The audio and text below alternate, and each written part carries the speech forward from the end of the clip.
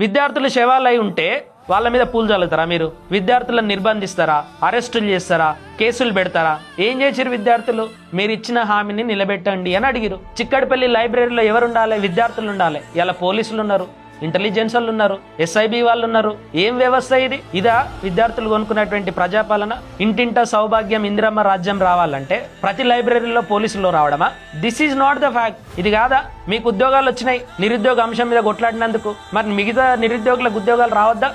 నిరుద్యోగుల తరపున కొట్లాడిన వాళ్ళకు కూడా ఉద్యోగాలు వచ్చినాయి. అదే అంటున్నా, కానీ నిరుద్యోగులకు ఉద్యోగాలు రాలేదు కదా. ఒక్కరన్నా మాట్లాడుతురా ఈ రోజు అంటున్నా. నేను ఏ డిబేట్ లో అయినా పాల్గొనడానికి, చర్చించడానికి బహిరంగ సభలో కూడా సిద్ధమే. 2 లక్షల ఉద్యోగాల హామీని మీరు ఇచ్చిరా లేదా? ఒక మాట చెప్పండి, నేను చూపిస్తా ఇచ్చిరని. మీరు నెరవేర్చలేదు. 2.5 సంవత్సరాలు అయింది. నిరుద్యోగులకు క్షమాపణలు చెప్పండి. మేం మాట మీద నిలబడేటోళ్ళం కాదు.